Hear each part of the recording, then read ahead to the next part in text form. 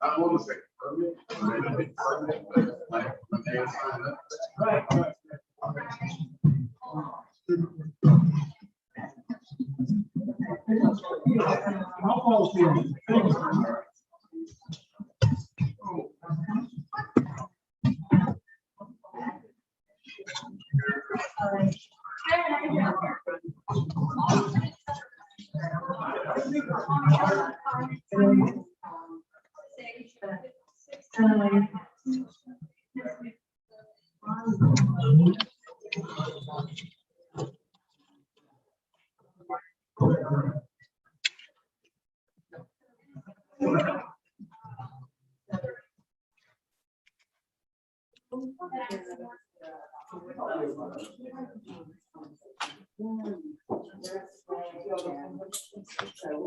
Look up.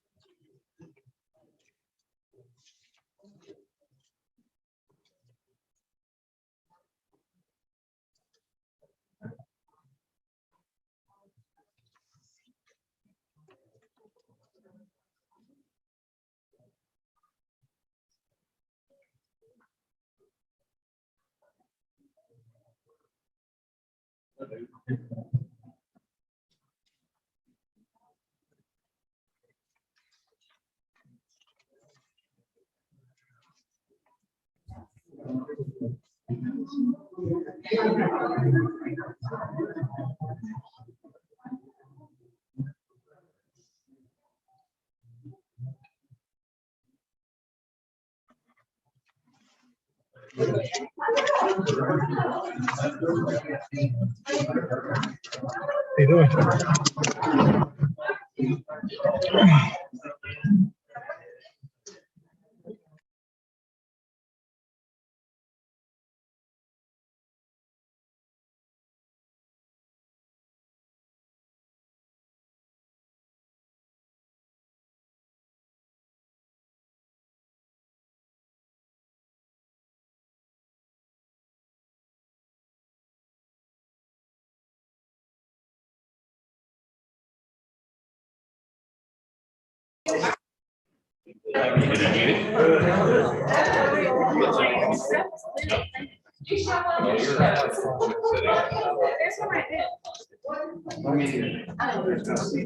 Sit on top.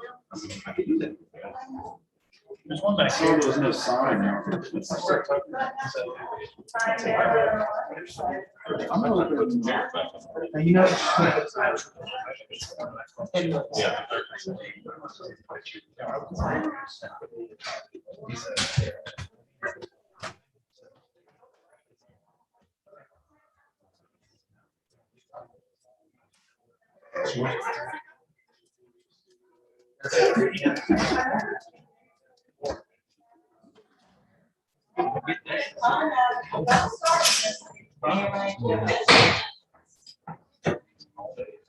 Good afternoon, ladies and gentlemen. Welcome to our Tuesday, October the 19th agenda session.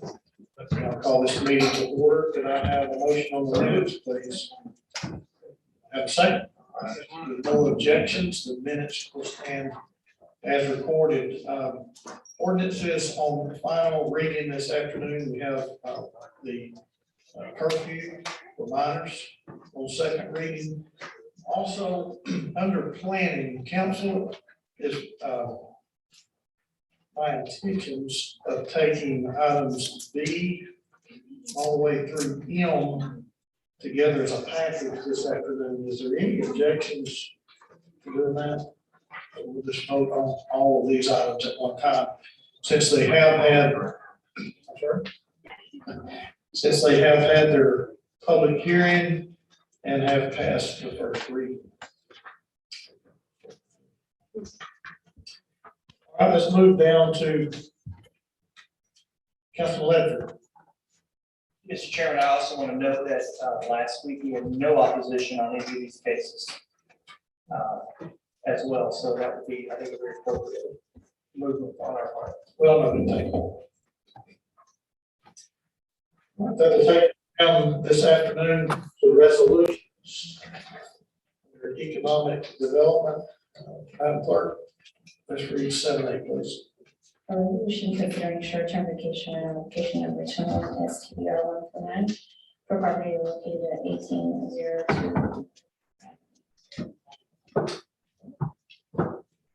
Councilwoman Hill, I guess you're ready for that hearing. 7B, please. A resolution authorizing the interim city treasurer to amend the purchase order number 526211 to Harris Computer System for an 8-month renewal period November 1, 2021 through June 30, 2022, for the purpose of billing and collection of property taxes for an amount not to exceed $75,775. Any questions or comments on 7B? Seeing no lights, 7C, please. A resolution confirming the mayor's appointment of John Lucia as city treasurer. Questions, comments? All the rest of our agenda items for this afternoon will be covered during our Public Works and Parks and Public Works Committee, as well as we have an Education and Innovation Committee. I think the first committee meeting this afternoon. Council, if you will look at your, Council Ledford. Chairman, I'm sorry to interrupt you have a great cadence going this afternoon. I just wanted to recognize Mr. Kia is in the audience. If anyone had any questions or to say hello to her, she is here. Well, looking forward to this vote this afternoon. Thank you. Thank you, Councilman. Yes, sir. All right, moving to our purchase items for this afternoon. We do have several. Do you have any questions or comments at this time about our purchase items? Very good. Moving to our 2-week agenda, October the 26th. Thing on our October the 26th agenda. That you have questions about. Councilwoman Hill. Thank you, Chair. Not questions so much as a comment on 7A, the purchase of the 7725 Lee Highway property. That and one of the items on our future considerations, which is, they go together in my mind, which is item 1B, which is an award of $40,000 to Habitat for Humanity. Both of these, in speaking with Jermaine Freeman, I understand to be part of an overall look at housing affordability and also some homelessness alleviation. And it's very important to me that the Kelly administration create a plan for our affordable housing that has some big picture goals. And Joe's shaking his head. Yes, he's heard me talk about this. He and I spoke about it. But housing affordability is a critical issue for us. Or in 10 years, our teachers and our firefighters that are going to be making in the 40s now won't be able to afford to live in Chattanooga anymore. We have to take a very intentional look at this, and it's going to take a lot of different tools. So it looks to me like these are tools that you all are considering. Am I understanding that correctly? That is correct. So first off, I completely agree on the need for a strategic plan. The good news is that over the next week or so, each of you will be receiving a copy of the draft of Mayor Kelly's One Chattanooga strategic plan, which we're really excited to be releasing. We're thrilled to be able to move forward with that. And then there will also be, it's one of 8 volumes, and I think that sounds crazy, but we have 7 strategic goals. And this lays out all 7 with 40 key priorities for this administration, and we're excited to be able to talk about that in detail soon.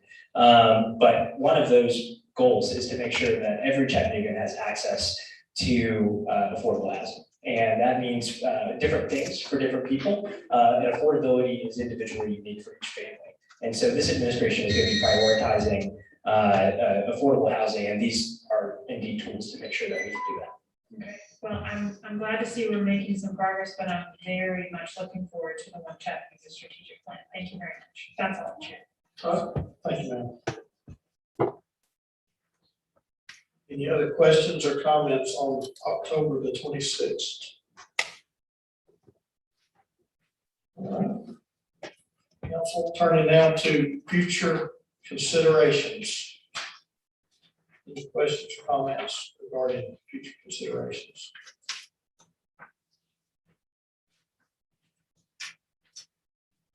I'm seeing no lights at this time, but I do have a question for Jermaine. Mr. Brandon. Oh, there it is. Jermaine, on 1C, on the pilot for the steam logistics, can you give us sort of an itinerary of how this is going to unfold and come to the council? Yes. So this is a project that the Kelly administration is very excited about. It is for the creation of a headquarters for Steam Logistics, which is a third-party logistics company that started here in Chattanooga. This is especially exciting for us, and it's fitting that this announcement is happening during Startup Week. As an organization and as a business that started here and has grown here, we are grateful to see the expansion and such a significant expansion of this company here in the Chattanooga area. So just a few notes, and then I'll sort of get into the itinerary of how things are going to unfold. But this is going to be a significant expansion for the creation of 400 jobs.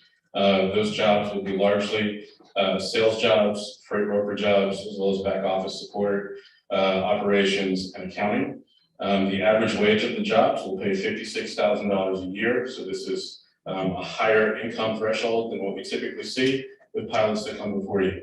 This is not a manufacturing pilot, which is what we saw with the last pilot, which was pure graphite. This is for an office user. And so this company is proposing to redevelop and retrofit the John Ross building, which is, as many of you know, is a former Newton Chevrolet car dealership that sits at the corner of Market Street, 4th Street, and Broad Street, and has been vacant and abandoned for over 10 years. So we are excited about this project because it creates a headquarters for the company here in the area. It also takes a vacant structure and puts it back into activation, which is in accordance with some of the planning that's happening with the River City Company about what should happen on the riverfront. And so as part of this project, Mayor Kelly and Councilwoman Dottley, who obviously isn't here, very much wanted to see as a part of this project an effort for us to be able to allow the public to submit public comment. So at our upcoming meeting, our upcoming Industrial Development Board meeting, which will be held on Monday, November the 1st, the public will have an opportunity to come and hear a presentation about the project, as well as provide public comment about this particular pilot. We will also ask Councilwoman Coonrod and Chairman Henderson for an Economic Development Committee meeting on Tuesday, November 9th. And then you all as a city council will have an opportunity to vote on Tuesday, November the 16th.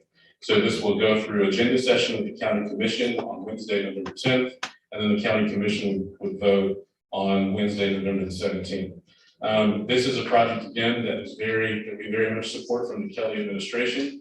It also has the support of Mayor Coppinger, as well as the Tennessee Department of Economic and Community Development, which has worked very closely with us on being able to announce this project. We are very excited about the prospect for this expansion of this company here in Chattanooga. Obviously, they are from here, but they didn't have to grow here. The logistics the logistics industry, which is a traded cluster here in Chattanooga, is a cluster that we obviously want to continue to nurture and drive.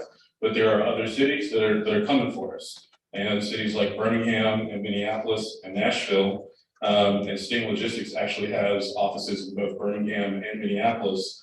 They are cities that are trying to build up their own logistics sectors. So this is an opportunity for us to really see a significant growth. 400 jobs is not a small number, especially when the wages are $56,000 a year, which means that over the nine-year period, and this is a 9-year pilot, that's over a $100 million impact for the city. When you look at construction, when you look at the wages that are paid, when you look at the taxes that people will pay as a result of getting these jobs. So we're very excited about the project, and we certainly hope that the council will be excited as well. And with that, I'll take any questions. Councilman Ledford.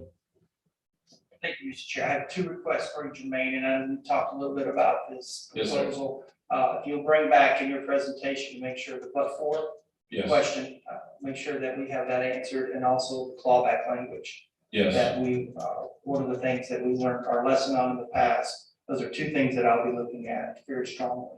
absolutely. So this agreement is actually going to have a stronger clawback than in previous pilots. So what we did was for this particular pilot, we brought the job creation clawback up to the 90% threshold. In the past, if a company said they were going to create X number of jobs, they were considered compliant. If they created 80% of those jobs, we brought it up to 90% to bring us in line with the state's clawback. So this will have a stronger clawback than ever before. School taxes will continue to be paid. Stormwater fees will continue to be paid. And the other thing to remember is that this building is already on the tax rolls because it's already private property. So the pilot is only for the improved value to the property. It does not take the building off of the tax rolls. So the building will stay on the tax rolls. We will continue to collect property taxes for the entire duration of the pilot. And the pilot only applies to the improved value of the building. I have one more question, Chairman, I'm sorry. Yeah. Can you also provide in there what the impact of the bid will have on the property, whether it's going to be frozen or if the bid portion that they will be subjected to will be based on, I don't think that I would like to see that number reduced based on, to coincide with the pilot program. Does that make sense? Yes, I'll look into that and get that information for you. And then the thing that we as staff did for the pure graphite pilot, we also provided sort of a staff recommendation that sort of outlines why in our belief that project meets the but-for test. So we will provide that for this project as well. Okay, thank you, Chair. Yes, sir. All right, any other questions or comments for Jermaine? Okay. Jermaine, thank you for the itinerary. So, Madam Clerk, could you place on our agenda the November 9th?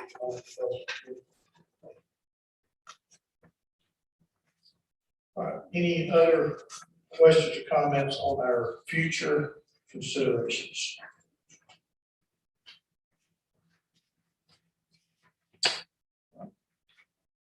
On lights, we have no departmental reports this afternoon, which concludes all of our items on this part of our agenda. Is there any other business that needs to come before the council at this time before I turn it over to Councilman Hester for Parks and Public Works? Councilman Ledford. Chairman, I apologize. Can we go back to finance real quick?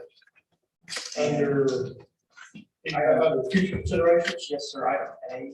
Sure. I was reading over that earlier this week or last week, late, and my question is, oh, good, Brent's coming up. Brent, are we, when we see a budget amendment, we usually, Daisy always told us to really. This is, and here you are, fresh in, and we've got a budget amendment right off the bat. Daisy's usually right in this regard, but this is a great budget. I wanted you to actually explain a little bit to us if you could. So you all will recall that the original budget ordinance included a portion of the ARP money to be allocated and authorized.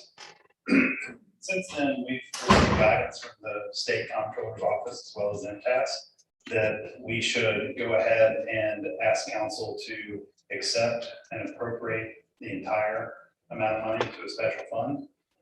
Then we will, of course, come back to council anytime we spend this money.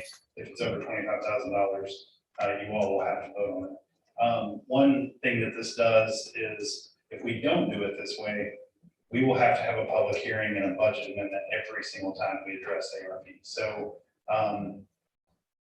what our recommendation is based on state guidance is that we go ahead and amend the budget, accept the full amount, authorize it to be put into a special fund, have one public hearing about that, and move on so that we can manage it throughout the next 4 years and still come to council for all purchases over 25,000. Okay, I appreciate that explanation. Daisy, you're okay with that? That's Then I'm happy. You got the thumbs up? It was all Daisy's idea. I figured it was. Mr. Chair, if I may, I've erased you. You erased me. There we go. Thank you, Chairman. If I may, we all, of course, got the news that Ms. Stacy's going to be leaving us. Do you have something on that? We're going to address that at our, At the 6 o'clock? dignity of our 6 o'clock meeting. Oh, wonderful. Thank you. Thank you. Sure, don't run ahead of that. Don't run ahead of me. Okay. Well, I'm just, I'm going to miss her.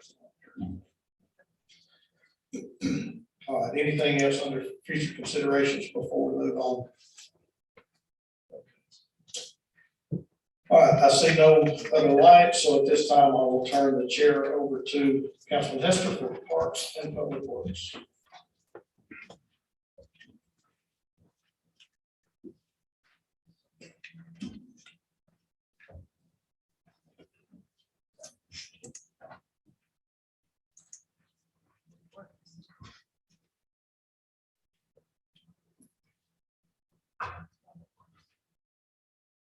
Thank you, Chair. Welcome to Parks and Public Works.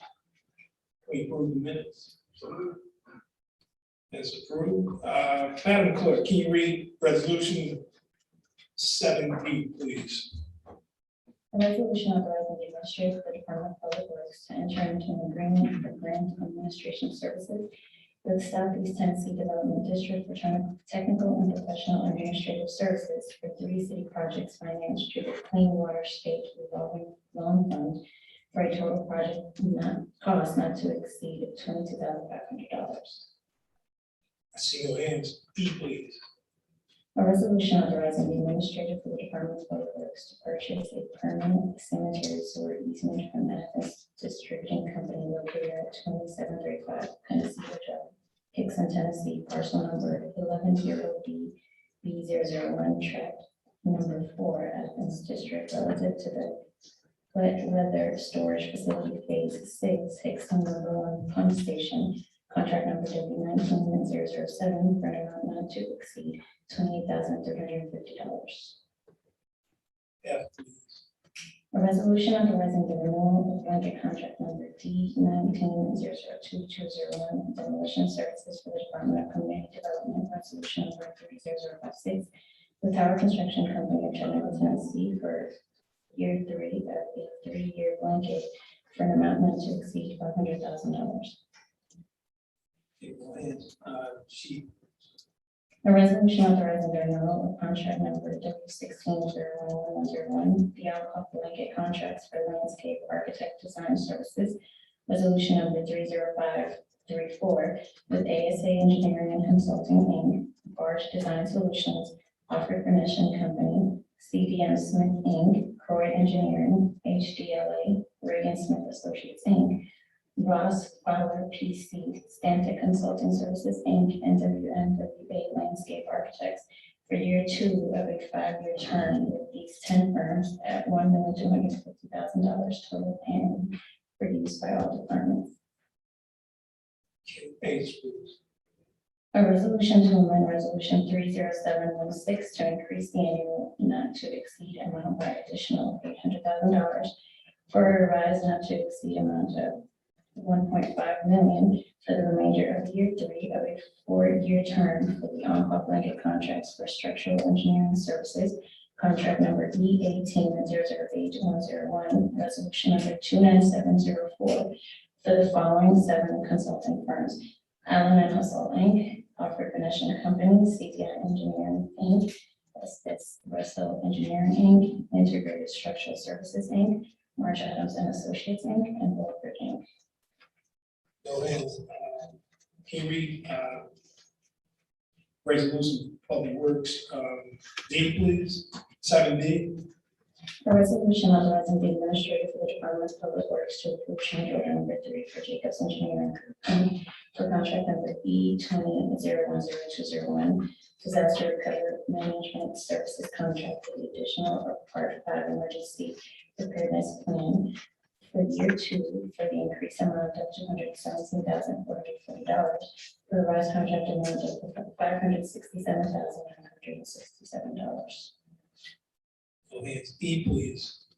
A resolution authorizing a renewal of contract number S2004-100, the on-call blanket contract for modeling and floodplain analysis services, resolution number 30549, with Stantec Consulting Services, Inc., CDM Smith, Inc., with Environmental and Infrastructure Solutions, Inc., AECOM, and SMME, Inc., for year 2 of a 4-year term with these 5 firms at $650,000 total annually for the fire departments.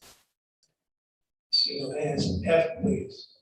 A resolution to amend resolution number 30865 for contract number S18001 on call blanket contracts for horticultural and green infrastructure consultation materials and maintenance, so as to change the contracting name of Civic Corporation of America to contract name of Civic Corporation of America, Inc. I see no hands. Thank you, Madam Clerk. Thank you, Mr. Stone. Thank you, Mr. Chair.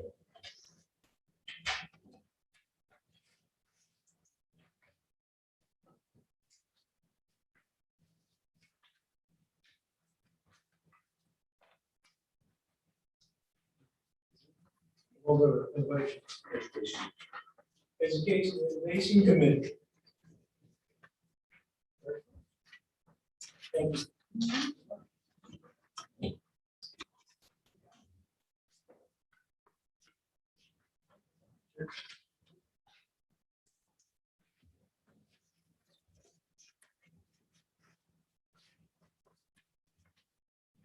Everyone.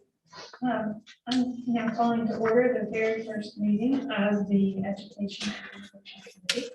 As this is our first meeting, we have no minutes to approve.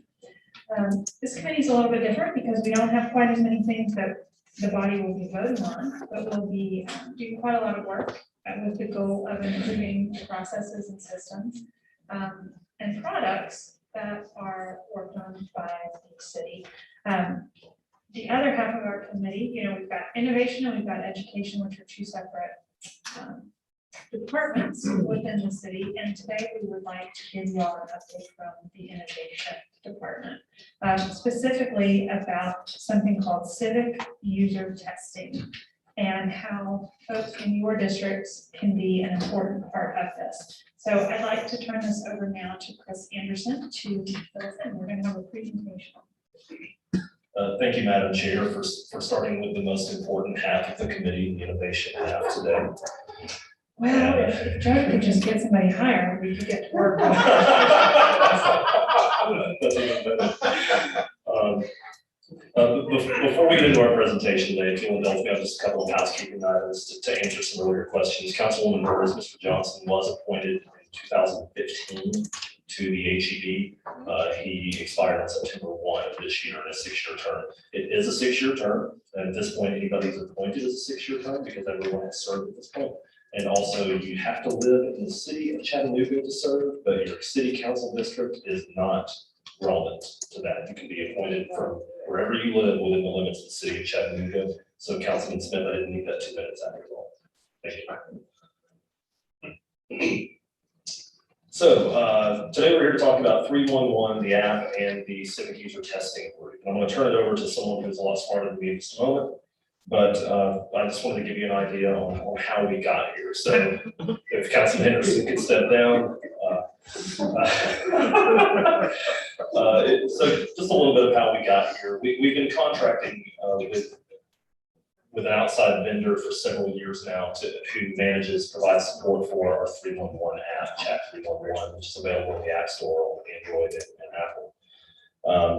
They have stopped providing support and updates for that now. In fact, they stopped last year doing that. So the decision was made with the previous administration to change to a different system, and they wanted to bring it in-house, developed by our own team in IT, in concert with the leadership of 311.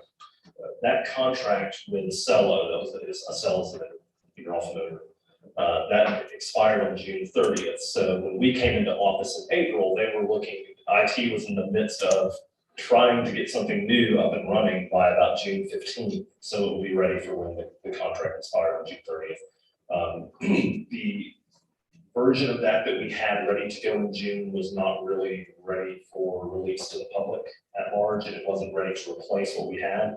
So you very graciously gave us another year of a contract renewal, which is a lot less than we expected. So it gave us a full year to actually develop what we anticipate is going to be the best 311 app in the United States. So we are trying to do the best app we can do in-house, and that's why we're where we are now, and we've got an extra few months now left to do it.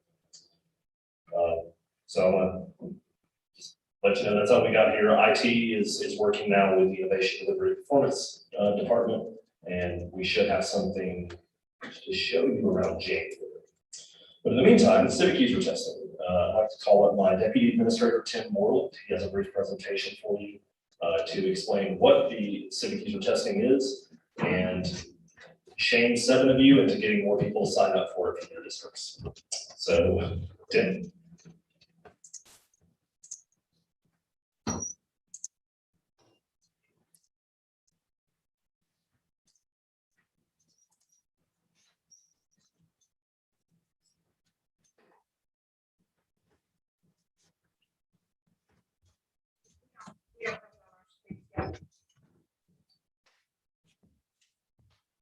You need this? Yeah, okay, sorry. Got it, thank you. I'm technical. Hold on, I have a light on. This is my first light. Darren, did you still want the light on? Just wanted to make sure it was working for you. First. Okay. So it's, I Congratulations. just pushed select and then but, select. but since you gave me the opportunity to speak, Oh, Chris, is it too early to tell us how it's going to be the best app and any improvements over the app that we're currently using? Is it too early? If it is, I understand. It's a little too early. Okay, that's a fair question and a fair answer. Thank you. Thank you, Madam Chair. is that all you have? I have to get a slogan going. You have. Are you done, son? That was when I was talking.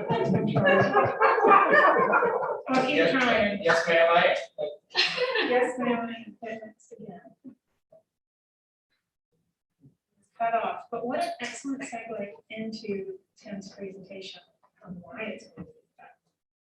Thank you, Councilwoman Hill and Chris, for kind of giving some context to what we're doing today. I'm super excited to be presenting about the Civic User Testing Group. It's something that's near and dear to my heart. I truly believe that when we design with our fellow Chattanoogan's, we get better products, which is getting at what Councilman Ledford is talking about, how we're going to have the best product. It's going to be with coordinating with Chattanoogan's and designing what works for them. And that starts with our Civic User Testing Group.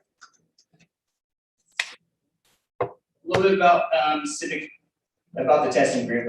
At a very basic level, I'm not a UX expert, but at a very basic level, it's trying to observe regular people, everyday people using city services, applications, websites, forms, things like that, and seeing where they're having challenges and getting stuck and things are confusing and where are things flowing well.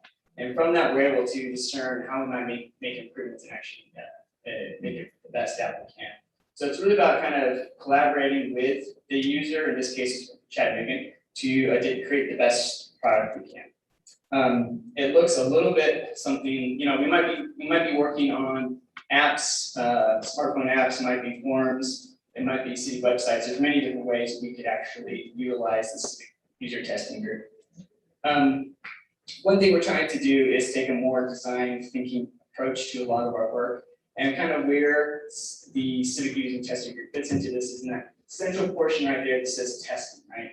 So during the design thinking process, you start with creating your ideas, you prototype them, you know, create something, and you test it out, so that's where the cut group comes in, Civic user testing group. They're gonna test things out. They're gonna help us understand what people's needs are, where they're getting stuck, what things are working or not working. From that, we're gonna find out what the problems are, and we're gonna fix them.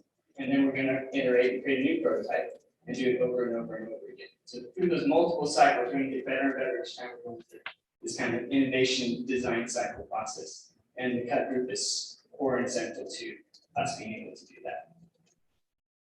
So it's really super easy to get signed up. The website is cut.chattanooga.gov.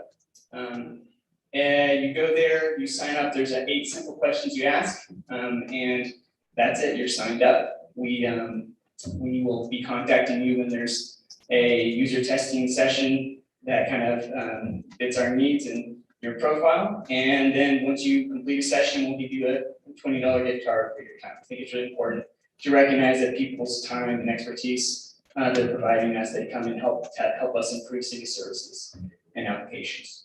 We actually have already started getting folks signed up for it. So I want to talk to you a little bit about who signed up right now, maybe think about how we can extend that even further so it's more representative of the city of Chattanooga. So right now, it's you can kind of see the distribution by council district.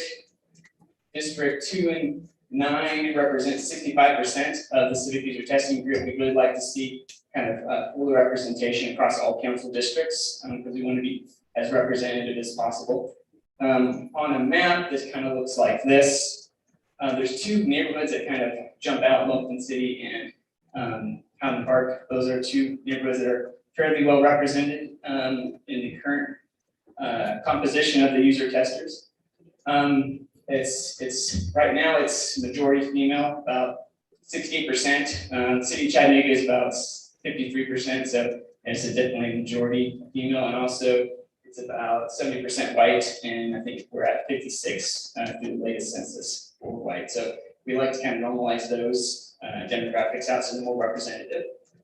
And also, interestingly, the 30 to 39-year-old is our biggest stage demographic. We definitely want to get more user testers in kind of the bookends of the ages, so the younger folks and also the older folks, so that we can actually test them. The goal here is to have a very diverse body of people we can test from, so that we can actually make sure we're not just testing for one community, but all communities and all backgrounds. And to do that, we need to have a diverse body type to actually test as part of it. So, like I said, the sign up's really easy. It's cut.chattanooga.gov, and you can go there, sign up in less than a minute. 8 simple questions. And the very first thing we're going to be testing is the My Chattanooga 311 app. So if you want to actually get involved in making a difference in how that app rolls out and how we can make it the best possible, it's going to be through this civic user testing group. That's about it. Thank you, Tim. Could you give us an example? If someone from Hickson, for example, were to sign up to be in the PEP program, Yes. They might not get a call Correct. for every single project, correct? That's correct. But if they were to be called and invited to participate in user testing for the 311 app, can you explain to us an example of what they might experience in that user testing session? I'll try to do that. And I should also want to give a shout out to our IT program, which has been instrumental in setting up this program, and our UX designer of the city, Jamie. She wakes up every single day thinking about how to make user experience better for Chattanooga. So she's actually kind of the driving force behind the cut group, and we'll be doing these user testing sessions. So typically, what it looks like, it's a one-on-one. So you're not there with anyone else. We're going to be testing the app itself. We're not testing you. So if the thing doesn't work and it's confusing, it's not your fault. It's definitely our fault. And so that's what we want to find out. So it doesn't have to, you don't have to be a technological expert or anything like that. Just anyone can sign up, anyone can participate. It will probably be, it depends on which form factor we want to test on. So if we want to test our mobile experience, it will be on the phone. If we want to test the website, we'll test it on kind of the laptop that we'll provide. And then we'll have a testing program, like a series of things we want to try to find out. So can you request a garbage pickup on 311, for example? Or can you check the comments on a service request that you entered? those types of things. We'll have them we'll go through them and see, and then we'll just observe, what worked, what didn't work, where they had challenges, where they didn't have challenges. And I think I don't know how long they'll be, but I don't think they're gonna be really super intense, long sessions, probably 20, 30 minutes, something like that. Then we'll thank you for your time, give you a gift card and send you on your way. Thank you very much. We've got some questions, so I'm gonna open it up here. Looks like our first question will come from Councilman Medford. Thank you, Madam Chair. Tim, do you have a Cliff Notes version of the description? So if I took the information and posted with the Lane Say Next Door app, I have about 4,000 folks I can reach out to instantly. Yeah. That you can send that explains the process so they kind of just don't jump in there and they go, oh, wait a minute, I don't have time for that, but really could understand it. I think Cliff Notes would be helpful. If you could send that to I guess everybody on council, that would. I'm trying to get those District 4 numbers up for you. Yeah, we have, a Google Doc that has, images and alerts for Twitter, Facebook, social, and email that you can actually just take, copy and paste images and everything else, and that should get you everything you need to be able to broadcast this out there. I'll be sharing that with you after the presentation today. Perfect. Thank you so much. Thank you, Madam Chair. Thank you. Councilwoman Burns. Thank you, Madam Chair. Tim, was there something that was sent out in order to get these numbers that you showed on the chart to begin with? Yeah, So who got it? Initially, we did kind of using our own existing channels. So it was using the social media channels, City's Twitter, Facebook, and things like that. So that was the initial push out there. We fully recognize that it's not going to be a one and done kind of thing. It's going to be multiple, pushing it out there, asking folks to send things out A there. good way to push it out there would be to us so that we could push it out Exactly. That's- to our constituents. I know a bunch of people that are saying they've been Facebook freaks and decided to get healthy and get off Facebook. So they're trying to get over their addiction. So the thing is that many of us, as Councilman Ledford said, blast things all the time, but it's on a little more personal basis. So I would love that and be able to blast it. I was one of those addicts that got off, so you didn't get me at all, and maybe some other people. All kidding aside, if we could get this stuff directly, I think you'd have a lot of diverse input. Yes, and that's definitely a ulterior motive wanting to present today, because we know you guys have the true connections with a lot of the communities out there. I'm hoping you can help us get the word out. So we'll definitely share that. If you need anything from us that you're not, that you don't have enough information, you need a different way, just let us know. We'll get it to you. Thank you. Yes. Thank you, Madam Chair. Thank you.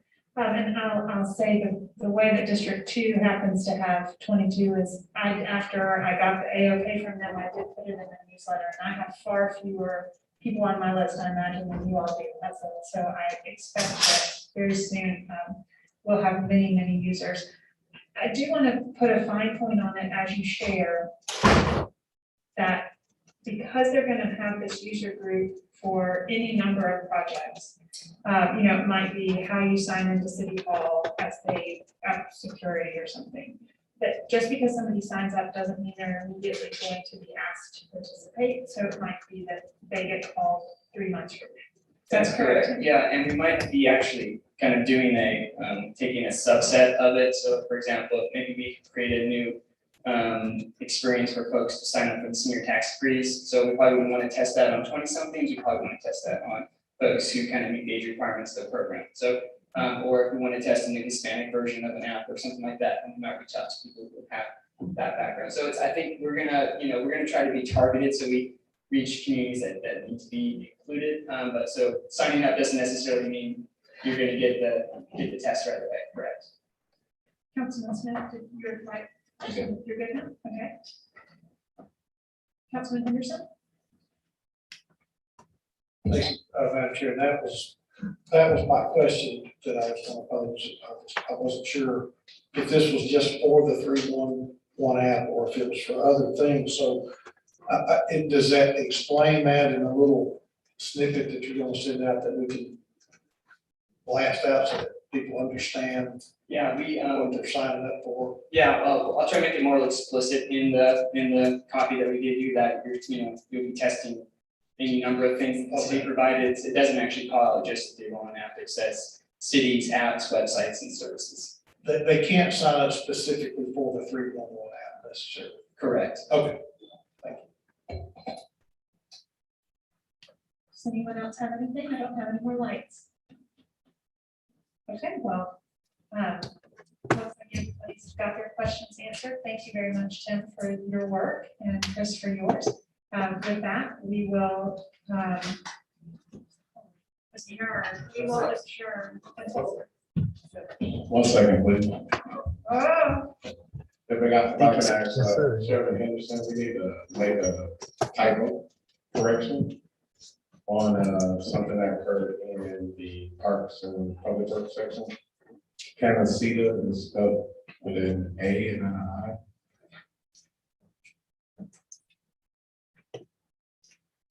That's okay.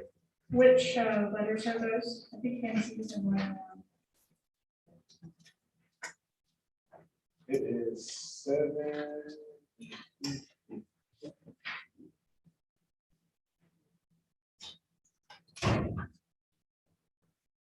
Yes, so KANASITA.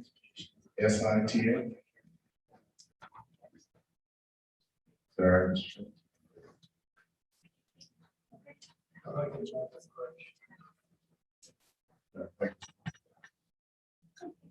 Return, second.